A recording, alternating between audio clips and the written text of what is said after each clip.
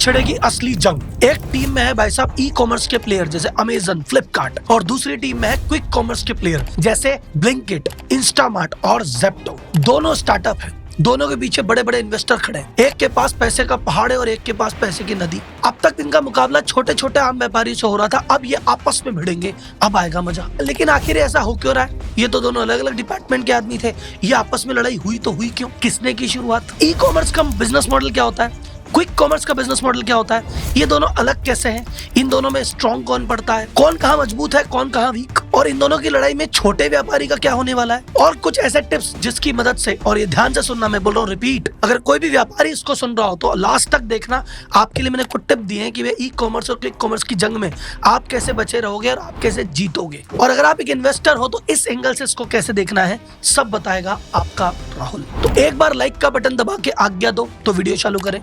दबा दिया तो सब्सक्राइब का है बगल में, वो भी दबा दो। वो भी दबा दिया, चलो तो अब जनता जनार्दन की जय बोल के करते हैं वीडियो की शुरुआत।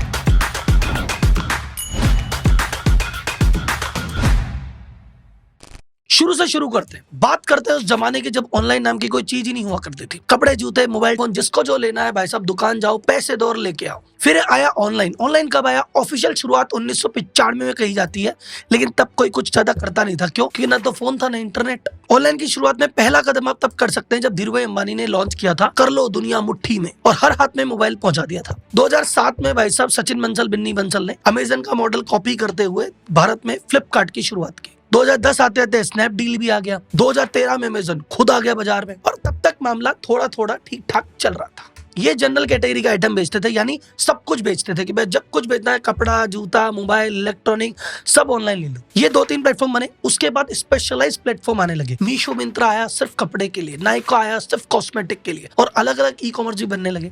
इनको थोड़ा थोड़ा ट्रैक्शन मिला, लेकिन मजा नहीं आता था।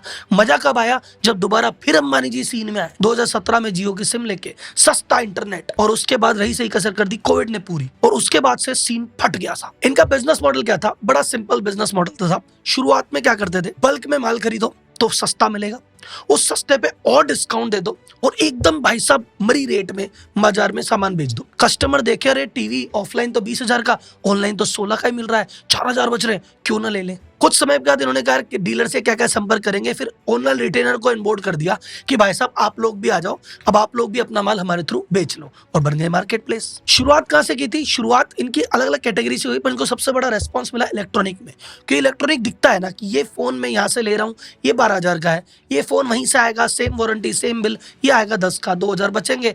इंडियन आदमी तो 20 रुपए के लिए दुकान बदलता है, तो 2,000 की बात थी। इंडियन कस्टमर तो एक कदम आगे। इंडियन कस्टमर कहता था देखो मैं दुकान पे देख के आता हूँ, मंगाऊंगा ऑनलाइन। अब इन चक्कर में एमएसएमई जो छोटी छोटी दुकानें थी उनको होने लगा असर, उनकी सेल लगी टूटने, और सबसे ज्यादा नुकसान हुआ इलेक्ट्रॉनिक सेगमेंट को। अगर आप गौर से देखेंगे इन दोनों कंपनियों को आज की डेट में, अमेजन एक अमेरिकन कंपनी है, फ्लिपकार्ट भी अमेरिकन कंपनी है। फ्लिपकार्ट इंडिया के ओनर ने चालू की थी, पर वो बेच चुके हैं वॉलमार्ट को, जो कि अमेरिकन कंपनी है। तो ये दो अमेरिकन कंपनियां इंडिया में लड़ रही है, और नुकसान हो रहा है छोटे भारतीय व्यापारियों का। शुरुआत में इन्होंने इंडिया में बहुत पैसा लगाया कि एक बार एमएसएमई को साइड हटाते हैं, हम बाजार कैप्चर करते हैं और बाद में पैसा कमा लेंगे। और पैसा कमाने के लिए इन्होंने क्या किया कि जो रिटेलर ऑनबोर्ड किए थे उनसे भाई साहब रेट्स बढ़ा दी, और जो डिस्काउंट जनता को देते थे वो भी कम कर दिए। प्रॉफिट कमाने की कोशिश की, पर अभी तक सफल नहीं हो पाए हैं। अमेजन और फ्लिपकार्ट जब से चालू हुई तब से लेके अब तक 1 रुपया भी भारत से नहीं कमा पाई है। अब ये सोच रहे थे कि चलो कोई बात नहीं, अब तो सेटल हो गए, अब कमा लेते हैं पैसा।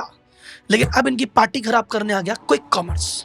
जी क्या बवाल है, ये भी सुनो। क्विक कॉमर्स ई कॉमर्स से अलग कैसे है? सर 2 डिफरेंस है मेजर। ई कॉमर्स है हर कैटेगरी में, मतलब अमेजन पे जाओगे 1 करोड़ कैटेगरी क्लेम करता है कि हम इतना माल देते हैं। क्विक कॉमर्स क्या होता है? लिमिटेड कैटेगरी में डील करता है, जैसे एफएमसीजी, साबुन मंगा लिया, छोटी मोटी चीजें, आटा, दाल, चावल, ये आसपास के ग्रोसरी के सामान। और दूसरा, क्विक कॉमर्स के नाम में ही है क्विक, कि ऑर्डर किया 10 मिनट में आ गया, 20 मिनट में आ गया, आधे घंटे में आ गया। ये मेजर डिफरेंस है ई कॉमर्स क्विक कॉमर्स में। अगर इसके प्लेयर्स की बात करें तो सबसे पहले प्लेयर आया था 2013 में ग्रोफर्स, लेकिन शुरुआत में कोई क्विक कॉमर्स को पूछ नहीं रहा था, तो भाई साहब ये चला लॉस में चलता रहा। 2022 में इसको खरीद लिया जोमेटो ने, इसका नाम बदल के कर दिया ब्लिंकिट। 2020 में स्विगी ने लॉन्च किया इंस्टामार्ट, और उसके बाद बीच में 2021 में 2 युवा आए जेप्टो लेके। तो ये 3 बड़ी कंपनियां क्विक कॉमर्स में काम कर रही है। तो राहुल जी इनमें लड़ाई किस बात की? क्विक कॉमर्स तो अलग बैठी है, वो तो आटा, दाल, चावल बेच रही है 10-15 मिनट में, और ये बेच रहे हैं ज्यादा माल, ये 2-3 दिन लगाते हैं। लड़ाई का है लड़ाई यह है कि क्विक कॉमर्स ने कहा कि अजी आटा दाल में प्रॉफिट नहीं है, हमारे पास गोडाउन तो है ही, लोग तो है ही, डेटा तो है ही, अब हम महंगे आइटम भी बेचेंगे। वर्ल्ड कप जब चालू हुआ, ये ब्लिंकिट और ये जो क्विक कॉमर्स है, ये घर घर इंडियन जर्सी पहुंचा रहे थे। अब आईफोन 16 लॉन्च हुआ, ये घर घर आईफोन 16 पहुंचाने लग गए। वैलेंटाइन डे के दिन भाई साहब ये रोज, बुके, केक सब घर पहुंचाने लग गए। ये जो PS5 आता है वो पहुंचाने लग गए। अभी कह रहे हैं टीवी फ्रिज भी पहुंचा देंगे, कोई दिक्कत नहीं है। तो अब टेंशन हो गई ई कॉमर्स की, यार ये क्या हो गया, यार तो आउट ऑफ सिलेबस चीज आ गई। एक आईफोन फ्लिपकार्ट पे मिल रहा है आपको और कह रहा है 2 दिन में डिलीवरी होगी, और वही आपको अगर ब्लिंकिट पे मिल जाए और वो कहे 15 मिनट में दे जाएंगे, क्या करोगे आप? तो ऑब्वियसली जिस कैटेगरी में क्विक कॉमर्स घुसेगा उस कैटेगरी में ई कॉमर्स को जगह तो नहीं मिलेगी। इनका बिजनेस मॉडल क्या है क्विक कॉमर्स का? सिंपल, ये भाई साहब एक जगह लेते हैं, उसको कहते हैं डार्क स्टोर। कस्टमर को डायरेक्ट सामान नहीं देते, खुद का सामान रोकते हैं, एक तरह का वेयर हाउस हो गया। वहां पे उसके आसपास के 3-4 किलोमीटर में डिलीवरी कर देते हैं चालू। तो जैसे ही ऑर्डर आएगा 10 मिनट में बंदा लेके पहुंच जाएगा। अब ये क्या करते हैं, कहते हैं हम डिस्काउंट भी देंगे, कन्वीनियंस भी देंगे और घर बैठे तुम्हें चीज ला देंगे, और क्या चाहिए। तो भाई साहब ये कुछ शहरों में, कुछ एरिया में हो गए सुपर डुपर हिट। जोमेटो की आज की डेट में जो जोमेटो का शेयर भाग रहा है, वो उस चक्कर में नहीं भाग रहा कि इनका फूड डिलीवरी बिजनेस बहुत अच्छा है। फूड डिलीवरी से ज्यादा भाग रहा है ब्लिंकिट की परफॉर्मेंस के चक्कर में।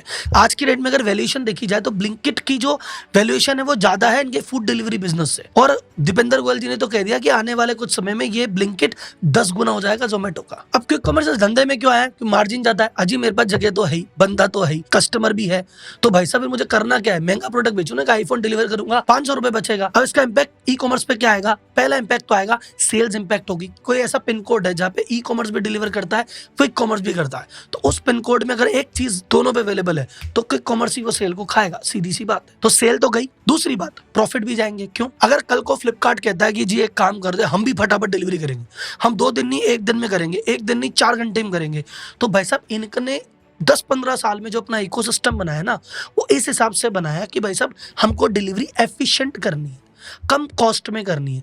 फास्ट का इनका ऑप्शन ही नहीं था। ई कॉमर्स जब आया तो ई कॉमर्स ने कहा हमारा जो यूएसपी है कि तुम्हें वैरायटी भांति भांति की चीजें देंगे, अब चाहे 2 दिन में दे चाहे 3 दिन में दे। कस्टमर भी कहता हाँ 3 दिन में दो, 5 दिन में दो, हमारे कौन सी जल्दी है। लेकिन इन्होंने आके गेम पलट दिया, बोले नहीं सब 2 घंटे में। जब वो एक कंपनी 2 घंटे में देगी तो बाकी भी 2 घंटे में चाहिए। अब फ्लिपकार्ट को या अमेजन को अपना पूरा इकोसिस्टम पीछे से बदलना पड़ेगा फास्टर डिलीवरी करने के लिए, और वो एक बहुत भारी कॉस्ट होगी। वो पहले ही लॉस में चल रहे हैं, प्रॉफिट की शक्ल देखने वाले थे, ये भाई साहब क्विक कॉमर्स आ गए। अबे लड़ाई लंबी चलेगी साहब, बताओ क्यों? ई कॉमर्स के पीछे एक तो अमेजन खुद दुनिया की सबसे बड़ी कंपनी में से एक, फ्लिपकार्ट के पीछे वॉलमार्ट, वो भी दुनिया की सबसे बड़ी कंपनी में से एक। इधर कौन खड़ा है? जोमेटो लिस्टेड कंपनी, पैसा बाजार से उठा चुकी, 2 लाख करोड़ की वैल्यूएशन, चाहेगी तो और उठा लेगी। स्विगी आईपीओ फाइल कर ही रही है। और जेप्टो 21 साल के बच्चों ने 2021 में चालू की थी, आज उसकी वैल्यूएशन 5 बिलियन 40,000 करोड़ है। वो पिछले 12 महीने में 1 बिलियन 8,000 करोड़ उठा चुके हैं। तो पैसे की तो किसी के पास भी कमी नहीं है। अच्छा, ई कॉमर्स की जान को अगर आपको लग रहा है कि क्विक कॉमर्स आया है, एक चीज और आ गई है, बताओ क्या? अभी रिसेंटली ट्रेंड चला है, कंपनीज खुद की वेबसाइट और लेके आ गई है ऑनलाइन, कह रही हम भी बेचेंगे। एप्पल की खुद की भी तो वेबसाइट है, Xiaomi की खुद की भी तो वेबसाइट है, LG की खुद की भी तो वेबसाइट है। वो कह रहे मेरी वेबसाइट चलो मैं और ज्यादा डिस्काउंट दूंगी। तो अब ई कॉमर्स कह रहा भाई किस किस से लड़े, कहाँ जाए? तो एक बात का रूल हमेशा याद रखना जीवन भर, क्या? Race to the bottom nobody wins. Rahul ji ये क्या बोला, हिंदी में बताओ।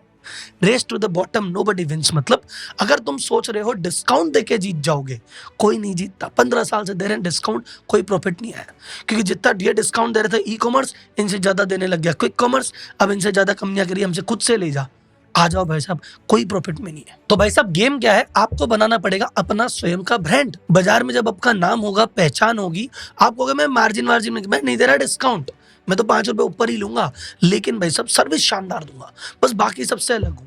ये समझना आना चाहिए आपको ब्रांड कैसे बनाए। आपका ब्रांड अगर डिफरेंट नहीं है, एटलीस्ट मार्केट कैसे करें वो तो सीखना पड़ेगा। तो आई होप आपको आता होगा, आप मेरी वीडियोस देखते हैं, पर आप डिटेल में जानना चाहते हैं कि ब्रांड होता क्या है, ब्रांड बनता कैसे है, ब्रांड के 4 स्टेप क्या है, कैसे कस्टमर चाहिए, कैसे नहीं चाहिए, किनको रखें, किनको भगाएं, मार्केटिंग कैसे करें। तो मैंने 2 कोर्स बनाए हैं डेडिकेटेड, एक ब्रांडिंग पे, एक मार्केटिंग पे। आप जाके उसको चेकआउट कर सकते हैं। ये आपके लाइफ में ब्रांडिंग और मार्केटिंग को लेकर जितने भी सवाल है सब खत्म कर देंगे, इस बात की गारंटी है। अब बात करते हैं स्ट्रॉन्ग कौन है। देखो जी, अगर तुमको चाहिए वैरायटी कि साहब मुझे तो चाहिए कैटेगरी खतरनाक वाली, कि मैं तो भाई साहब कपड़े ढूंढूं तो 50 मिले, मैं खाना ढूंढूं तो 70 ब्रांड मिले, तो तुमको भाई साहब ई कॉमर्स के पास जाना पड़ेगा, क्योंकि वैरायटी वही दे सकता है। आप बोलते नहीं सर मेरे को तो चाहिए स्पीड, अभी मोर के अभी, तो भैया फिर जीतेगा क्विक कॉमर्स, क्योंकि क्विक कॉमर्स के डीएनए के अंदर स्पीड है। याद है 2 क्विक कॉमर्स याद करो, बेस्ट टॉप दो क्विक कॉमर्स कौन है? एक क्विक कॉमर्स है ब्लिंकिट, किसका है? जोमेटो का। जिंदगी भर क्या किया है? 30 मिनट में डिलीवरी। दूसरा इंस्टामार्ट किसका है? स्विगी का। जिंदगी भर क्या किया है? डिलीवरी। उनके तो डीएनए में डिलीवरी फास्ट है। क्विक कॉमर्स पे इतना दाव खेला जा रहा है, इनकी वैल्यूएशन हाई जा रही है, बताओ क्यों? क्विक कॉमर्स के पास एक एडवांटेज है, इनकी जो भी सेल होगी मोस्टली रिपीटेड सेल होगी। अगर एक आईडी से पता चल गया कि इस घर में से मिसेस शर्मा ने भाई साहब ये आटा मंगाया है, घी मंगाया है, तेल मंगाया है, दूध मंगाया है, तो भाई साहब वो दूध अगर आज मंगाया है तो दूध तो 30 दिन रोज मंगाया जाएगा। अगर आटा मंगाया है 10 किलो का और हर 10वें दिन ऑर्डर होता है तो ये ऑर्डर तो रिपीट होगा।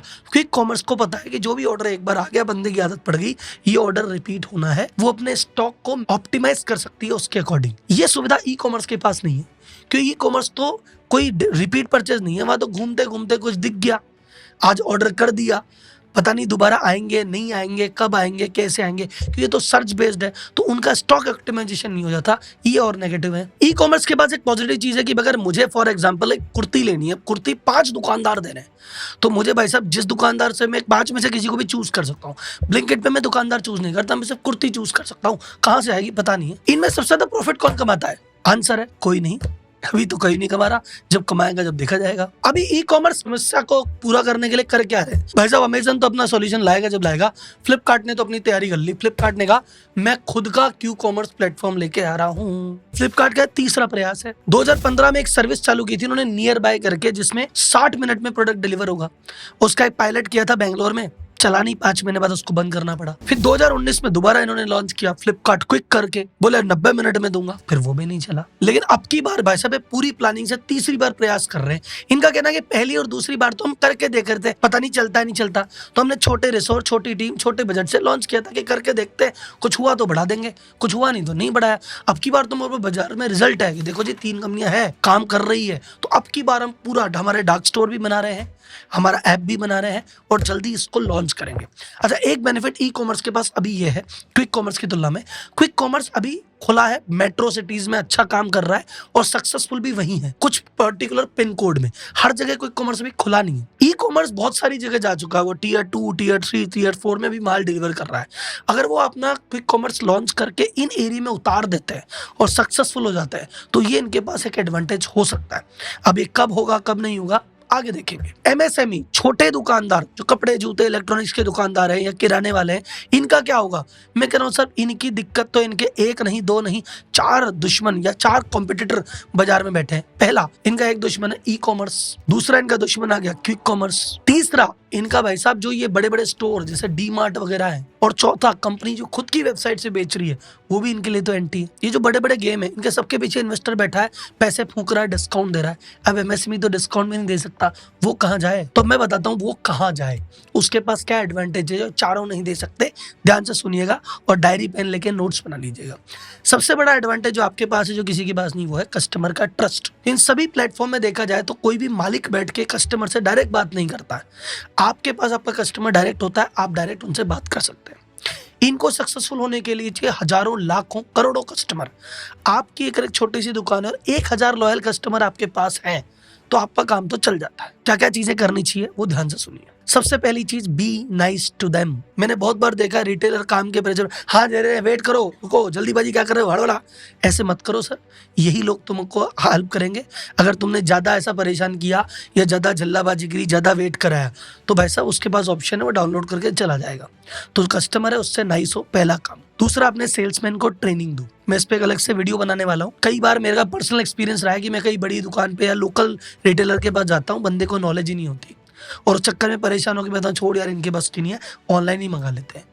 तो आप जो अपनी तरफ से गलतियां कर रहे हो वो करना बंद करो। सेकंड, आप डेटाबेस मेंटेन करना चालू करो। चाहे छोटा मोटा एक सस्ता सा सीआरएम ले लो।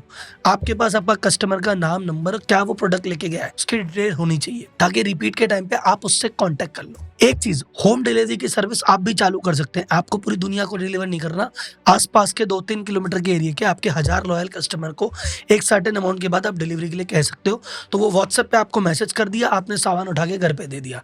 अगर उसको ये सुविधा आपसे मिल गई तो बाकी आपके पास नहीं जाएगा।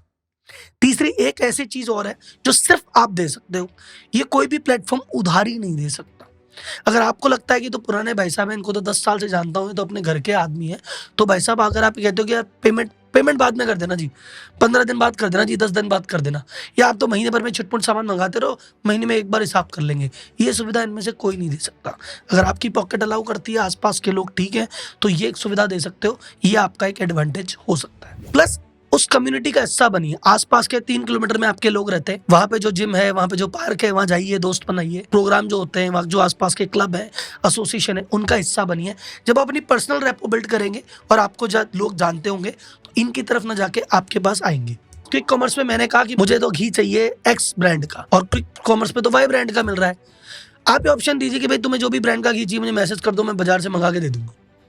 तो आज बंदा बोलेगा अरे भाई साहब सही है, मैं जो चीज़ चाहिए होती है भाई साहब को व्हाट्सएप मैसेज करते हैं, भाई साहब जो होती है डिलीवर कर देते हैं, जो नहीं होती मंगा के दे देते हैं। तो आप भी उनके लिए ई कॉमर्स और क्विक कॉमर्स का एक छोटा सा काम कर सकते हैं। तो भाई साहब अगर आप आज तक ई कॉमर्स, क्विक कॉमर्स या किसी भी सर्विस से प्रभावित नहीं है, आपका धंधा अच्छा चल रहा है, इन चीज़ों को इम्प्लीमेंट करिए। जब तक आपके शहर में आपकी दुकान तक क्विक कॉमर्स, ई कॉमर्स आएगा, तब तक आपके 1000 या उससे ज़्यादा लॉयल कस्टमर होंगे और आप पे किसी चीज़ का असर नहीं पड़ेगा। ये मेरा टिप्स है, मानना आपकी इच्छा है। और एक और जबरदस्त टिप है, वो ब्रांडिंग मार्केटिंग का जो कोर्स बताया था उसको एनरोल कर लेना, बहुत कुछ सीखने को मिलेगा। तो ये थी मेरी क्विक कॉमर्स, ई कॉमर्स और रिटेल व्यापारी की रिसर्च। इस पे मैंने क्या प्रॉब्लम थी, सॉल्यूशन था, सब आपको बताया। कैसा वीडियो लगा मुझे कमेंट करके जरूर बताना। अगली वीडियो के साथ फिर हाजिर होंगे, तब तक के लिए धन्यवाद। जय